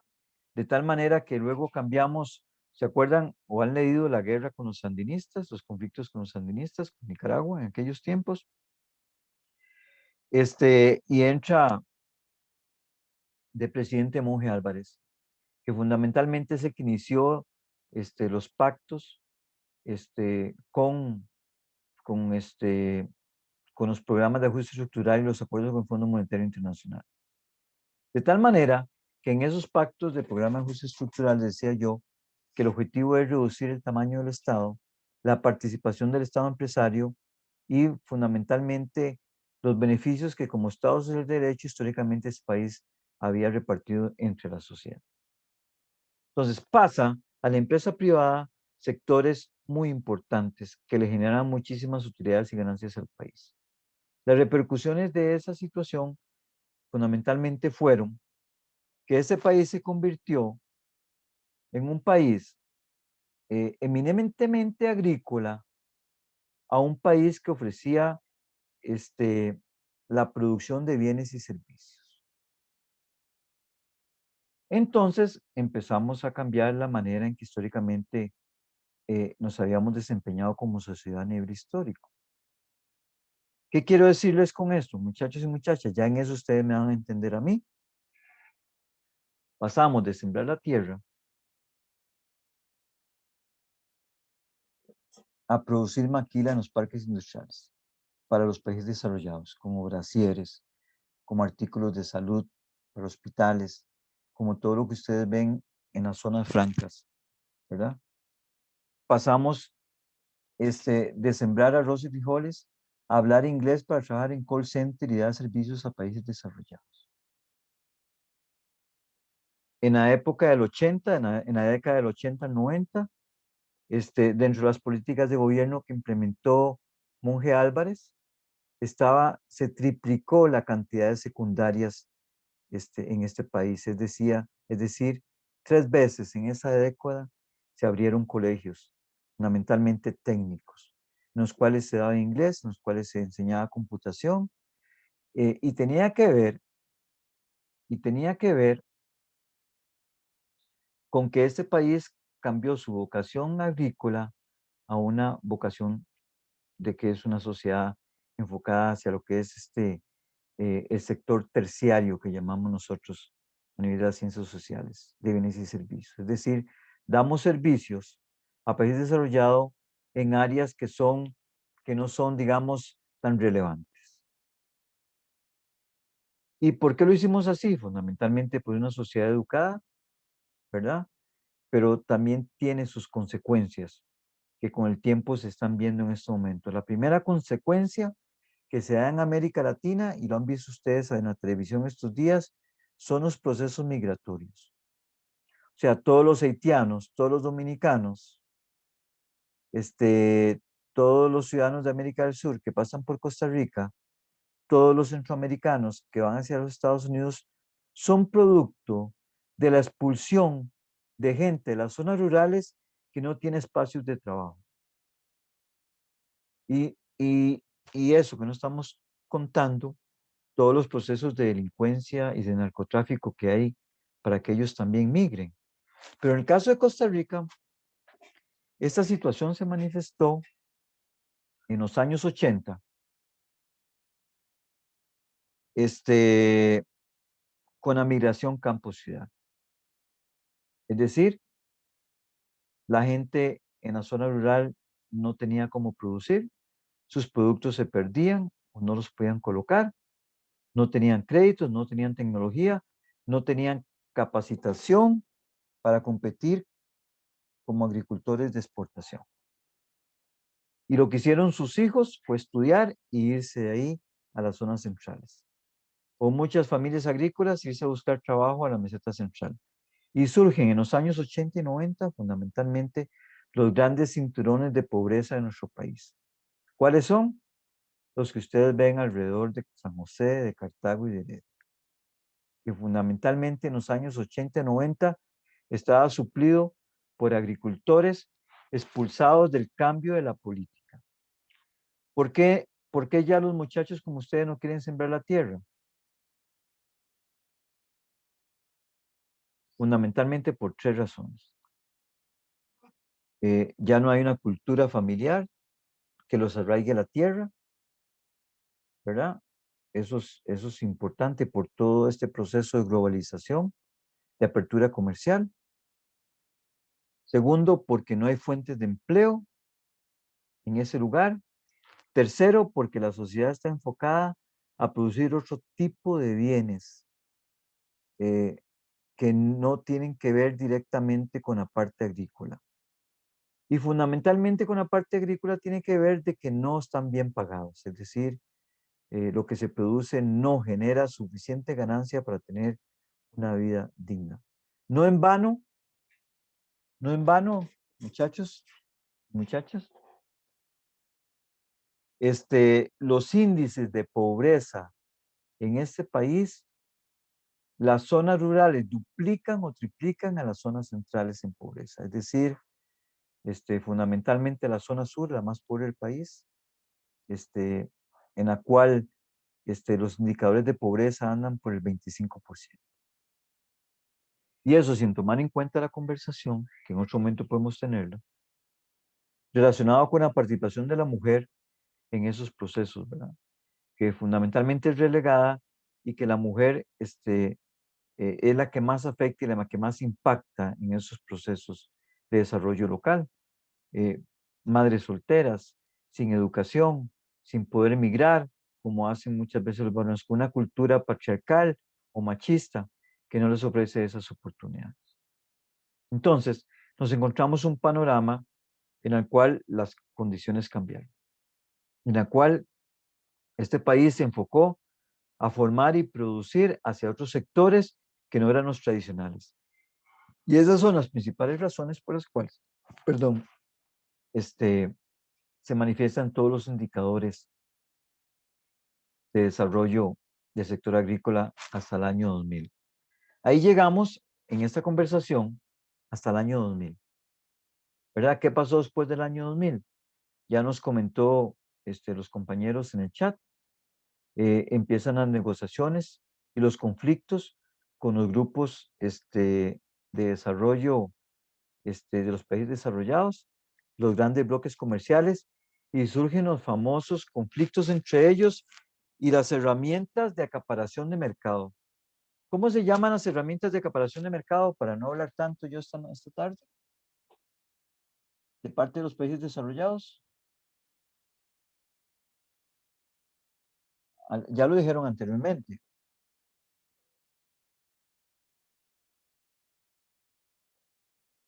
¿Alguno?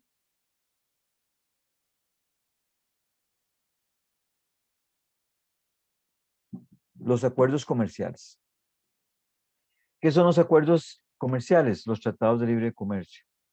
Pero no solamente los tratados de libre comercio, también están los acuerdos unilaterales, como la iniciativa de la Cuenca del Caribe que tenía Costa Rica antes del TLC. ¿Y por qué son acaparadores de mercado? Porque es un acuerdo exclusivo para que yo negocie solo contigo. La Unión Europea los tiene, Estados Unidos lo tiene, los países de Asia lo tienen.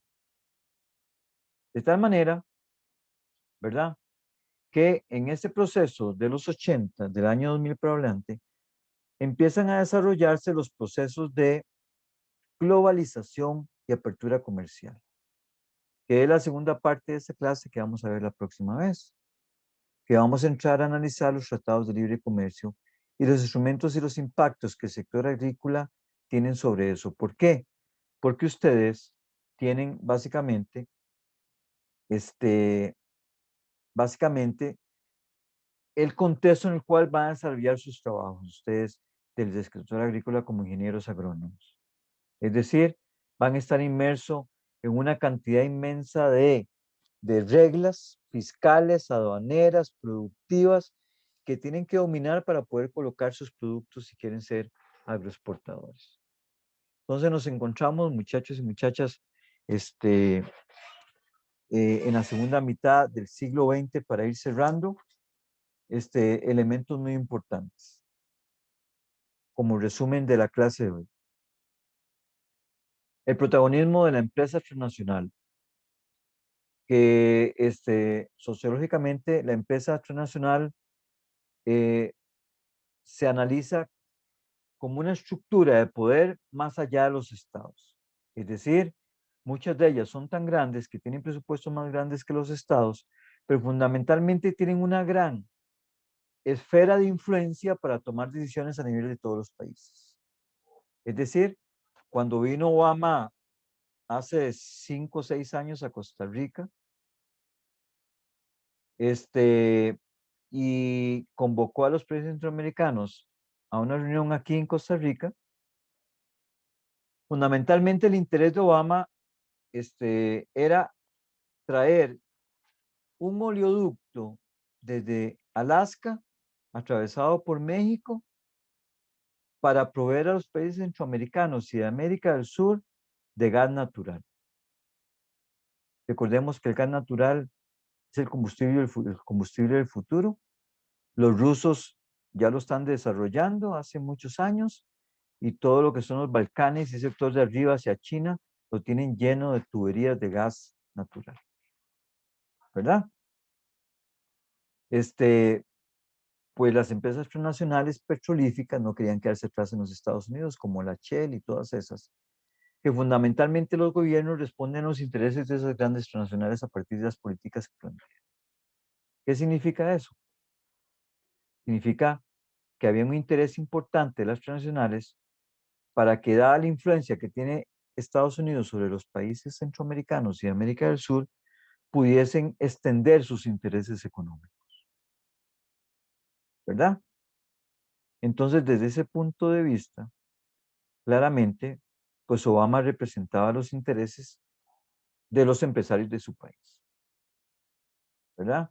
Y la objetivo era implementar sus estrategias de lo que es la maximización de su ganancia, es decir, plantear negocios nuevos que puedan generar más riqueza para sus países, a costa de lo que es los recursos y las materias primas locales. El segundo elemento, además de lo que es la empresa transnacional como un actor en el escenario del sector agrícola importante, ¿verdad? Tenemos que es la integración de grupos comerciales regionales del 50 al 2000. En este caso, no son los TLC, sino que en ese tiempo se llamaba la Comunidad Económica Europea, que luego se volvió la Unión Europea, ¿verdad? La iniciativa de la Cuenca del Caribe, el Mercosur, como bloques económicos en conflicto que buscaban acaparación de mercado. ¿Y por qué es importante para ustedes esto? Fundamentalmente porque son bloques económicos que ustedes el día de mañana como exportadores o que trabajen por una empresa transnacional exportadora tienen que conocerlos y manejarlos, ¿verdad? Y un tercer elemento, resumiendo en la noche de hoy de la clase, importante, que esta nueva modalidad de estructura social productiva a nivel agrícola llevó a una nueva división del trabajo. ¿Qué significa eso? Una forma diferente de hacer las cosas y abarcar. Es decir, nos enfocamos en nuestros países hacia lo que es la agroexportación de productos no tradicionales, en el caso de Costa Rica, y eso implicó dinámicas diferentes, ¿verdad? Implicó dinámicas diferentes, implicó formación educativa diferente, implicó políticas nacionales para que incorporarse a esas nuevas formas de producción mundial. Costa Rica pasó de ser esencialmente agrícola a ser un país que ofrece bienes y servicios para esos países, más allá, ¿verdad? Y la nueva visión del trabajo tiene que ver con la producción de conocimiento, tiene que ver con tecnologías, tiene que ver con educación como, como elementos importantes. Otro elemento importante que no tuvimos la oportunidad de desarrollar en esta noche tiene que ver con la capacidad de aumentar el transporte de los bienes y servicios. Es decir, la tecnología ha permitido pues llevar la carga más rápido, a través de aviones y barcos más grandes, pero fundamentalmente las comunicaciones tecnológicas permitieron que sean más rápidas y más fáciles de resolver. Es decir, lo que antes duraba 2 o 3 meses, ahora lo hacemos en 1 día o 2 días, como elementos importantes. ¿Cómo se llamó esto? Y empezamos la próxima clase con este concepto, globalización. ¿Qué es globalización? Fundamentalmente la apertura de mercados. Y la apertura de mercados tiene que ver con una serie de condiciones para que exista libertad de tránsito de los productos y los servicios a través del mundo. Y eso no exonera de conflictos todas esas relaciones. Bien, me pregunta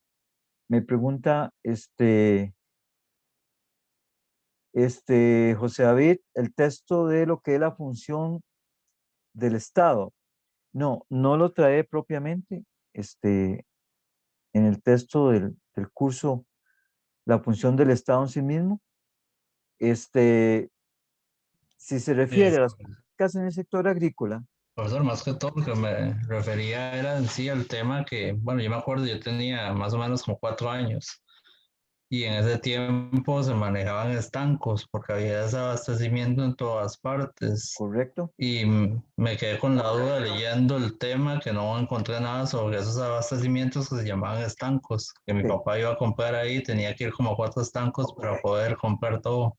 Ya entendí, estamos hablando de 1978-80 en la crisis de Carazo. Estamos hablando del cambio de gobierno con Monje Arias, donde hubo un desabastecimiento de productos agrícolas, básicamente porque en ese tiempo se dejaron de importar productos, dado el conflicto con los países desarrollados, a nosotros no aceptar las condiciones que nos imponía el Fondo Monetario Internacional. En ese tiempo, una figura productiva muy importante y muy grande que existía en Costa Rica es el Consejo Nacional de Producción, que lo que tenía eran estancos en todos los lugares de Costa Rica. ¿Qué pasó? Al no poder importar y haber un desabastecimiento de productos importantes de Costa Rica, dado el conflicto que tuvo Costa Rica por no pagar la deuda externa, entonces los estancos acapararon todos los productos de granos básicos, pero no alcanzaba para todo el mundo. Entonces de ahí fue que surgieron, vamos a ver, que hicimos filas muchas veces ahí para comprar esos productos básicos con una tarjeta. Inclusive, recuerdo yo que estaba adolescente en aquel tiempo, que había que llevar una tarjeta para apuntar lo que uno compraba para que no le vendieran 2 veces. Entonces, ¿qué pasó con las filas de los estancos en los años 80? Que cuentan sus papás y sus abuelitos. Fundamentalmente tiene que ver con la crisis del petróleo, el aumento de los precios, la poca capacidad de pago de Costa Rica para importarlos porque no tenía préstamos del Banco Mundial ni el Fondo Monetario, y también porque el gobierno de Carazo se negó a aceptar las condiciones de cambio de políticas que el Fondo Monetario le exigía, que era una reducción del Estado y lo que es la baja de presupuestos en muchos programas sociales. Entonces, José David, básicamente esa es la historia de los estancos y las filas que se hacían. Más o menos fue lo que está pasando ahora en Venezuela en relación al desabastecimiento de productos básicos. Bien, muchachos y muchachas, entonces, en estas 2 horas, ¿verdad? Que pasamos conversando acerca del desarrollo histórico del sector agrícola costarricense, donde hablamos desde lo que es la época de la colonia, con independencia, pero fundamentalmente la intención era enfocarse después de los años 50, después de la Segunda Guerra Mundial, y los cambios históricos que han acontecido.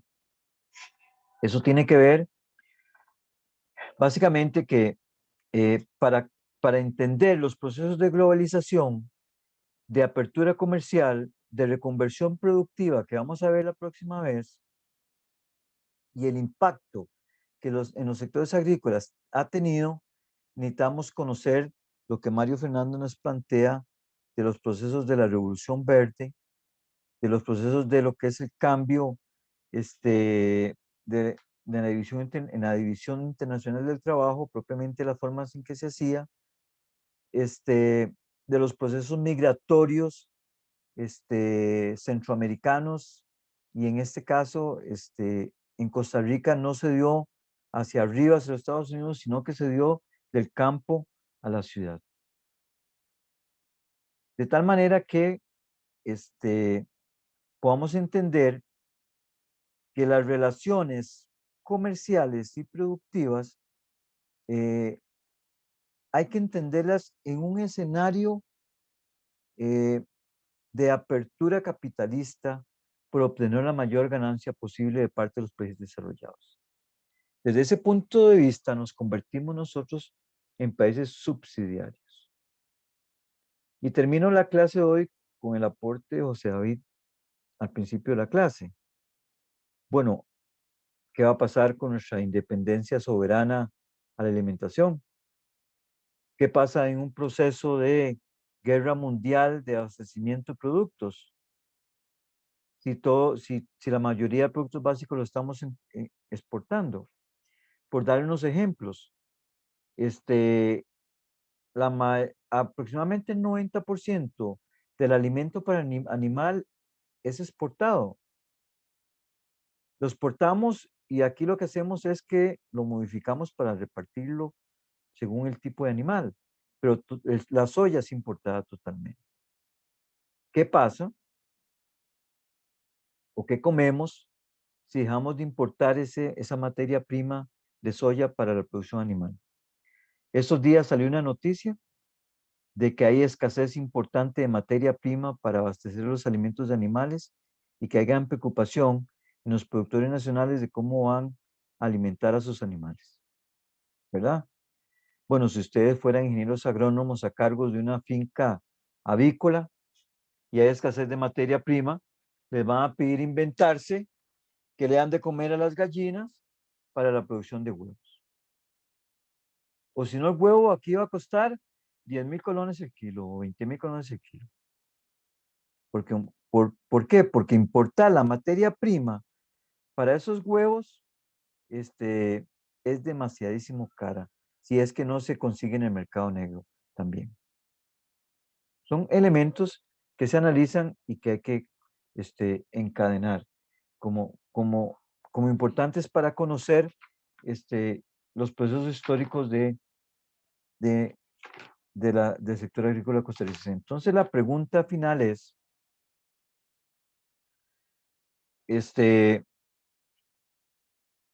es un panorama tan oscuro el que tenemos. ¿Qué piensan ustedes?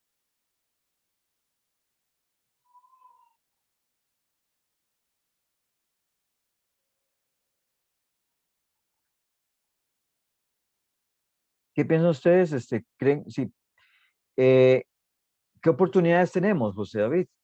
¿Verdad? O Jordan, que están escribiendo ahí en el chat.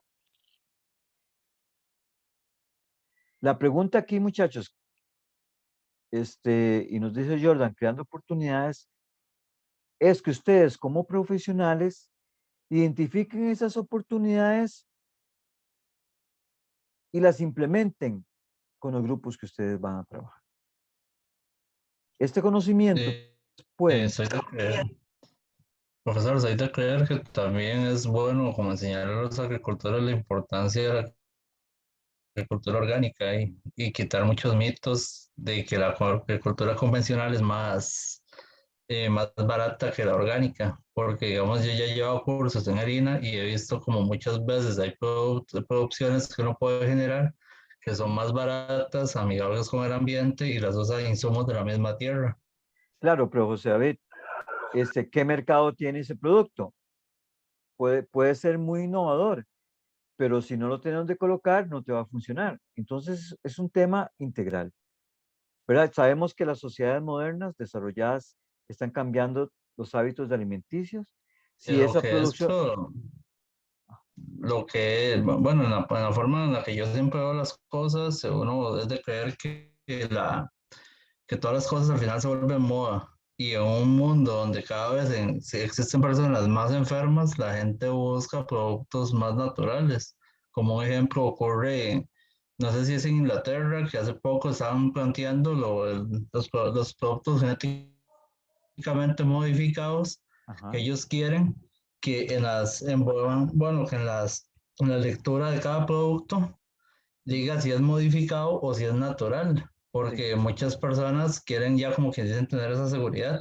Entonces, con el tiempo, las personas que obviamente son enfermas, intolerantes a la lactosa, intolerantes al gluten, todo este tipo de cosas, van a empezar a buscar productos así. Entonces, claro, como una claro. oportunidad, se puede decir. José, ese es un nicho de mercado que puedes desarrollar. Hay que ver hasta dónde crece y si el mercado está amplio para abastecer a una sociedad como la nuestra. Si es que vos como profesional vas a formar a grupos en este país hacia ese, ¿verdad? También tenemos la economía social solidaria, que fundamentalmente es una estrategia comunitaria de intercambio y producción, no desde el punto de vista mercantil, sino desde el punto de vista solidario. Entonces, esas opciones vamos a verlas más adelante. O sea, aquí se trata de que en un contexto en el cual las condiciones en las cuales dependemos de mercados externos es de qué manera y de qué forma podemos nosotros aprovechar esos espacios para beneficio del país. Y ese trabajo y esas oportunidades y esa creación de conocimiento les corresponde a ustedes, a Francine, a Jordan, a José, en el sentido de lograr que este país sea autosuficiente alimentariamente, en el cual no dependamos tanto de esas economías eh, y que en una crisis eventualmente no quedemos desabastecidos y en condiciones de hambre como en los años 1930 de la depresión posguerra de la Primera Guerra Mundial, que ya se ha dado y que se conoce mucho al respecto. De tal manera, muchachos, que el panorama es como el dicho del tigre y el burro, ¿verdad? Burro amarrado y el tigre suelto, pero tenemos que buscar ustedes como profesionales las oportunidades que le ofrezca el mercado y el conocimiento para superar estos retos que nos plantean. Entonces, no lo vemos como desventajas, veámoslo básicamente como retos que podemos nosotros a ir superando poco a poco. Bien, no quiero extenderme, ya cumplimos el tiempo en el cual eh, estaba para esta segunda sesión virtual, de tal manera que, muchachos, mañana se entrega el foro 2. Ya está desde esta semana también actividad número 2 para que empiecen a desarrollarla. Y aproximadamente nos vemos dentro de 22 días en la tercera sesión virtual.